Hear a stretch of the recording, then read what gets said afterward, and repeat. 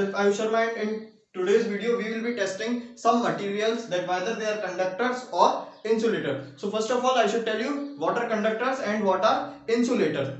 So the substance which allow electric current to pass through them are called conductors, and the substance which do not allow electric current to pass through them are called insulators. So in today's video we will be live testing some materials whether they are in this category or in this category. So the materials which we will be testing today are paper, water, wood, salt, NaCl, and nitric acid HNO3, rubber, magnesium, copper, and zinc. These are some common materials which we will be testing today, whether they are in this category or in this category. So let's straight away begin to the experiment. So here I have made a small circuit which contains a battery of 4 volts, a small bulb, LED bulb, a switch, and a small resistance. Here I have left 2 wires which are peeled off, and here we will be testing our materials. Now you can see that if I switch on the circuit and join these 2 wires, then the bulb glows. What I am going to do is I will put some materials here between these 2 wires, and we will check if the bulb glows or not. If the bulb glows, then the material is conductor. If the bulb does not glow, then the material is insulator. So let's get started with the paper. First of all, I'll switch on the circuit. Now you can see the circuit is on and the bulb is glowing. Bulb is glowing when I touch the wires. Now I have a small piece of paper in my hand. It's a paper, and we will now test its conductivity. So I'll touch this wire to the paper and this wire also. Now you can see the bulb is not glowing. The bulb is not glowing.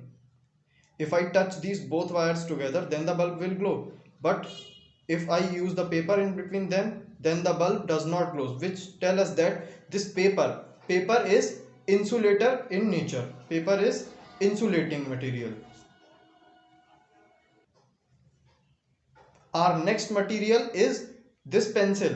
Pencil, which means pencil is made up of graphite. Pencil tip is made up of graphite. We will be testing graphite. So I touch the wire with the pencil and you can see the bulb glows. I touch the wires with the pencil and the bulb glows, which tell us that pencil lead which is made up of graphite, and graphite is a conductor. Graphite is a conducting substance. Our next material is this rubber. If I touch these both wires to this rubber, the bulb does not glow. The bulb does not glow. If I touch these wires, then the bulb glows. If I touch these wires with the rubber, then bulb does not glow, which tell us that this rubber is conductor. This rubber is insulator. Our next material is this small piece of matchstick which is made up of wood.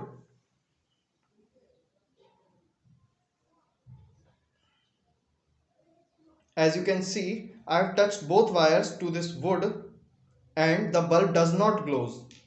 Should keep it here, and now you can see I have touched both wires and the bulb does not glow. If I touch the both wires together, then the bulb glows, which tell us that this wood is also a insulator. It is not a conductor. Now I have this piece of cardboard and I'll be testing it. I touch this wire to this end of cardboard and this wire to another end, and you can see that the bulb is not glowing. which tell us that cardboard is also an insulator. If I touch these wires, then the bulb is glowing. But if I touch these wires with the cardboard, then the bulb is not glowing. It means that this cardboard is also an insulator.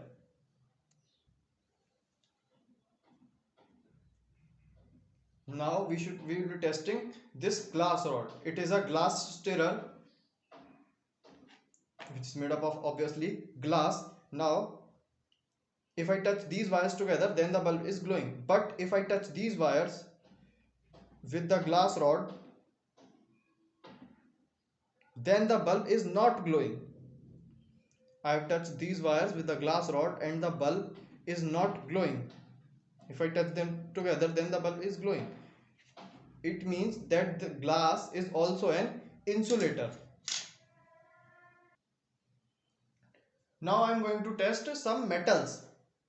So first I am testing, this is a small piece of magnesium metal. Small piece of magnesium metal. If I touch these wires with this magnesium piece, then the bulb is glowing. If I touch these wires with the magnesium piece,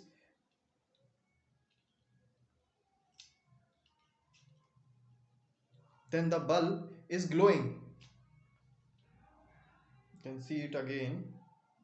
The bulb is glowing. It tells us that magnesium is a conductor. All metals are conductors. So magnesium is also a metal, then it is conductor. Then I have this zinc which has a symbol Zn, zinc strip. So zinc is also a metal, then it must also conduct the electricity. Let's see. I have touched this wire and this wire and the bulb is glowing. It tells us that zinc is also a conductor, which is obvious. Zinc is also a conductor.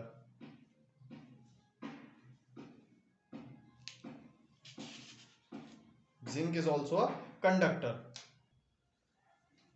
Now I am having this copper strip. It is copper.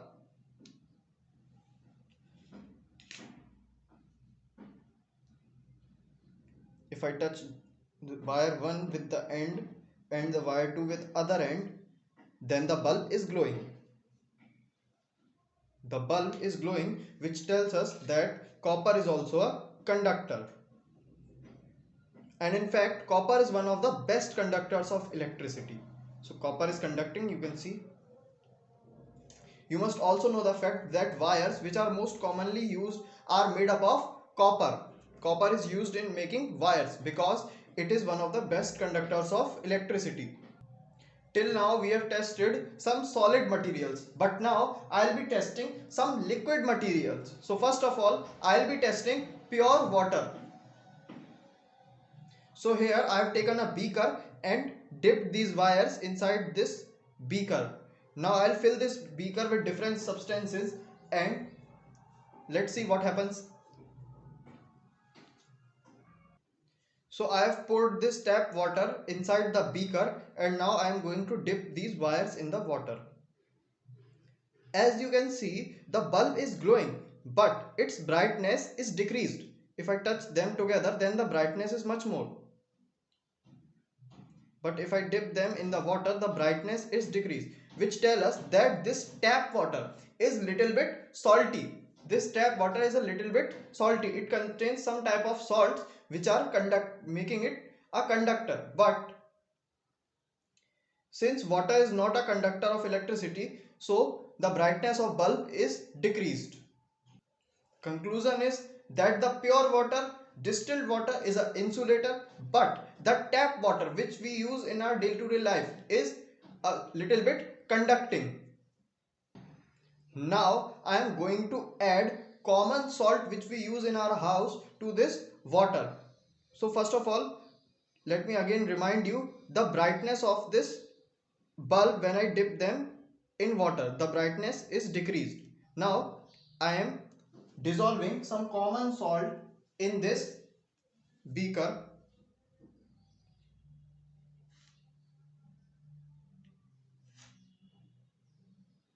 some more. I think this is enough. Now I am going to mix this to make a salt solution.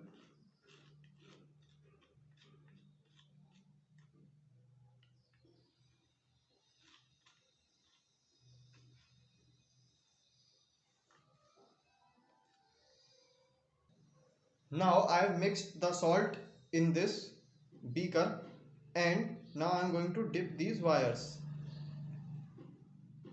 As you can see, the bulb is glowing and the brightness is slightly increased than it was before. The brightness is slightly increased.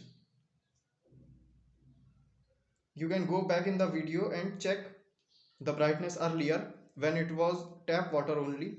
Now the brightness is increased, which is telling that when we add salt to the water becomes conducting. Its conductivity increases because salt is an ionic substance, and when we add salt to the water, salt dissociates into its constituent ions, and ions are charge carriers. So charge carriers move from one point to another point, and the movement of charge is called current. So the current is flowing throughout the circuit. Now I'll be testing some more chemicals, some more salts, which I'll test in this small, what we can say, small cap. In this I'll be testing some more salts. I am putting some water in it first to dissolve salt.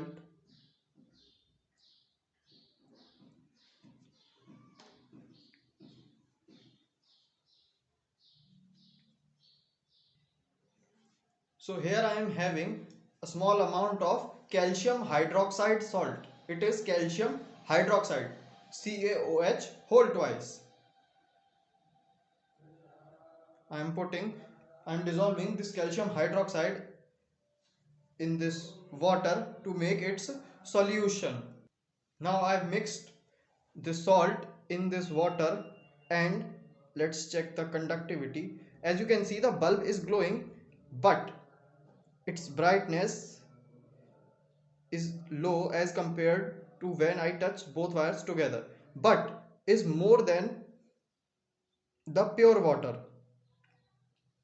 which tells us that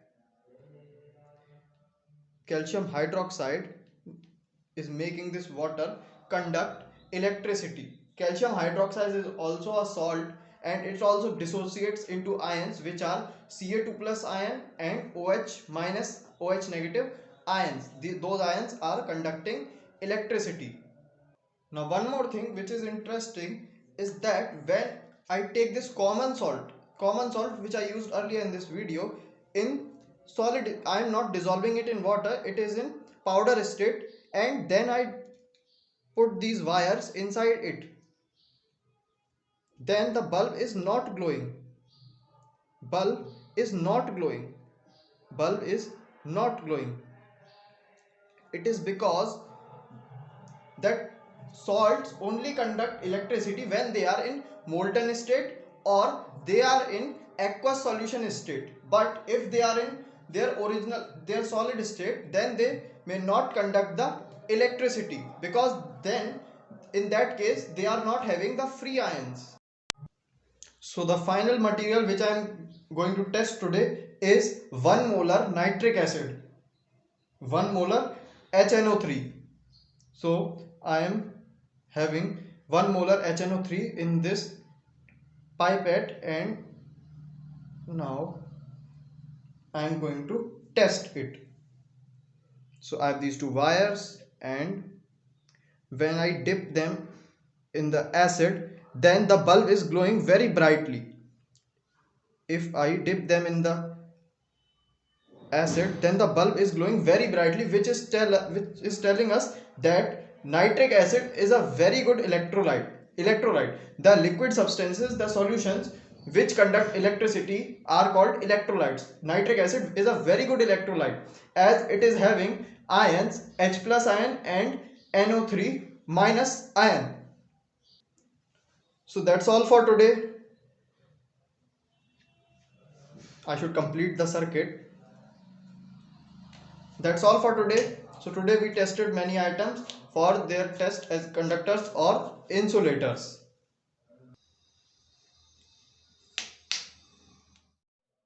So that's all for today, friends. If you want more videos like this, then let me know in the comment section, and also if you want something different, then also write them in the comment box. Do not forget to like this video, share this video with your friends and family, and also subscribe to the channel. Thank you.